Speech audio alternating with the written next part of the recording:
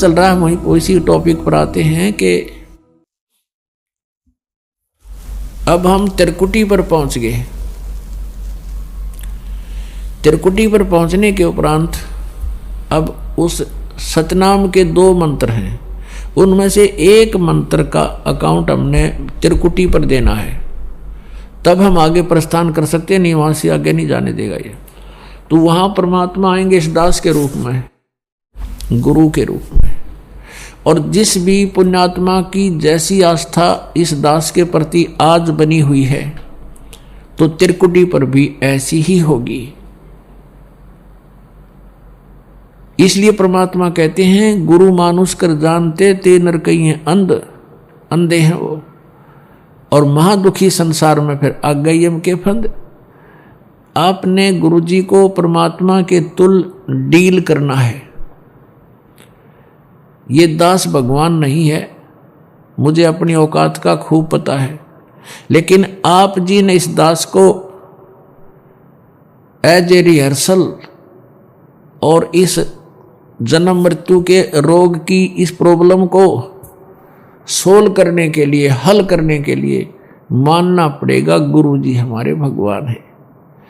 अब जैसे एक ऋण, गणित के अंदर ऋण का एक प्रश्न आता है, उसमें मूलधन ज्ञात करना होता है। वो मूलधन करोड़ों अरबों का होता है, रुपए का। उस करोड़ों अरबों रुपए के मूलधन को प्राप्त करने के लिए सपोज करना पड़ता है, मानना पड़ता है, मान ले मूलधन 100 रुपये, और फिर उससे हमारी वो प्रॉब्लम सोल्व हो जाती है। फिर उस 100 रुपये मूलधन नहीं है, लेकिन 100 रुपये मूलधन माने बिना वो उस प्रॉब्लम हल नहीं हो सकती, वो प्रश्न हल नहीं हो सकता। और 100 रुपये मूलधन मानते ही वो प्रॉब्लम हल हो जाएगी, और वो मूलधन मिल जाएगा जिसकी हमें तलाश है। तो इस दास को आप जी ने गुरु को सपोज करना पड़ेगा, गुरु इज गॉड। और ऐसे नहीं मानोगे तो आप फिर जहां भगवान होगा इस दास के रूप में, क्योंकि परमात्मा ने आपके पहचानो। अगर दूसरे रूप में खड़ा होगा तो आप बात भी को नहीं करो, और इस दास के रूप में आएगा तो आप जाते ही दंडवत प्रणाम करोगे, जैसी आपकी आस्था। यानी वो फिर अंतःकरण देखेगा। यहाँ तो आप झूठ भी बोल देते हो, कोई बीडीपी हो वो भी नहीं करना जी, ठीक से मेरा नाम, मैंने कोई मर्यादा भंग नहीं करी, या कोई और अन्य पूजाएं करता है साथ में, तो वो तो वहाँ जाकर तो आपके समक्ष फिल्म चल पड़ेगी। और आपका कैसा भाव है गुरु जी के प्रति वहाँ पता लग जाएगा, गुरु मीन भगवान के प्रति। तो वहाँ अगर आपके मन में दोष रहा तो आप वहाँ से रिजेक्ट हो जाओगे। और कहते हैं वहाँ का गिरा फिर नहीं जाता, वहाँ का गिरा वापस नहीं जाता फिर कभी भी। ऐसा बुरा हाल हो जाता है इस प्राणी का, जब इतना कुछ यहाँ करवाया जाता है, समझाया जाता है, और फिर हम वही गफलत करते हैं, तो फिर अपनी करी कराई भक्ति का नाश हो जाता है।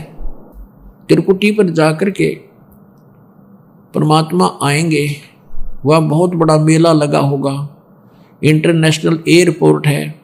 जैसे कोई विष्णु जी का उपासक है वो भी वहाँ खड़ा होगा, शिव जी का उपासक है वो भी वहाँ खड़ा होगा, और ब्रह्मा जी का उपासक है वो भी वहाँ खड़ा होगा, दुर्गा का उपासक है वो भी वहीं होगा, ब्रह्म का उपासक भी वहीं होगा, और पूर्ण परमात्मा का उपासक भी वहीं खड़ा होगा। अब वहाँ बहुत बड़ा भीड़ होगी, मेला होगा। आप खोजोगे कि गुरुजी कहाँ हैं हमारे, तो गुरुजी दिखते ही आप दौड़े जाओगे, दंडवत प्रणाम करोगे।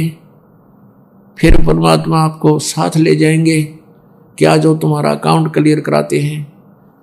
फिर जाएंगे धर्मराज के पास, यहाँ का जो अकाउंट रखता है न्यायाधीश, उसके पास ले जाकर परमात्मा कहेंगे जी इनका हिसाब करो, ये आपके ओम नाम की कमाई इनकी इतनी है, इतने इनके यज्ञ हैं, ये अपना डिपॉजिट करो और इनका कैंसिल करो, इनका ऋण जितना भी आपका है। और जो रही पाप, वो परमात्मा के पास शक्ति है, वो पाप नाश हो जाते हैं इस सतनाम के दूसरे मंत्र से और सार नाम के मंत्र से।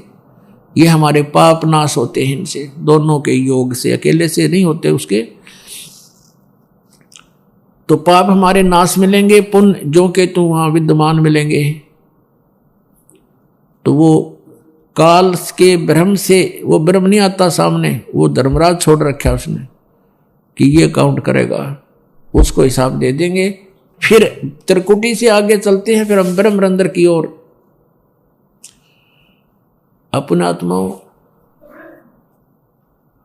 काल ने बहुत ज्यादा जुगाड़ जोड़ रखा है, और जो ज्ञान हमें प्राप्त है अभी तक पता था वो बहुत ही सीमित ज्ञान था। अब जैसे यहां से त्रिवेणी होती है, त्रिवेणी 3 रास्ते हैं, आगे चल के त्रिवेणी का जो मध्य का रास्ता है उसको पार करके हम त्रिकुटी पर जाते हैं, और वहां फिर त्रिकुटी से आगे फिर ऐसे ही 3 रास्ते हैं। वो मध्य का रास्ता है वो ब्रह्मरंध्र, सेकंड ब्रह्मरंध्र है, जो काल के निज लोक में प्रवेश करता है। अब ये ब्रह्मरंध्र मान रहे थे 10वां द्वार, 10वां द्वार, हमने 12वें द्वार को पार करके सतलोक जाना है। तो वहां पर धर्मराज का हिसाब करवा के फिर हम प्रवेश करेंगे 11वें द्वार में, इस अक्षर पुरुष के लोक में।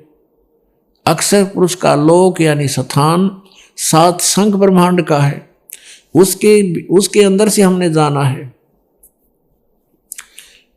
तो उसका ऋण हमारे ऊपर, वो सिर्फ इतना ही टैक्स हो जाता है वहां से वहां तक जाने का, उसका किराया है सतनाम के दूसरे मंत्र का जो तत्व है उसका। तो वो परब्रह्म के लोक में हम इसको दे देंगे, परमात्मा साथ रहेंगे। फिर हम 12वें द्वार में जाएंगे भवन गुफा पार करके, और वो सतलोक प्राप्ति होगी उस तीसरे मंत्र सार नाम से। तो गीता जी अध्याय नंबर 18 के श्लोक नंबर 66 में कहा कि सर्वधर्मान परित्यज माम एकम शरणम व्रज, मेरी सतर के सभी पूजाएं मुझे छोड़ दे, मुझे दे दे, फिर उस एकम सर्वशक्तिमान की शरण में जा। तो इस प्रकार व्रज माने जाना है, आना। आप ये वीडियो YouTube पर देख रहे हैं तो हमारे चैनल को सब्सक्राइब करें और बेल आइकन को दबाना ना भूलें।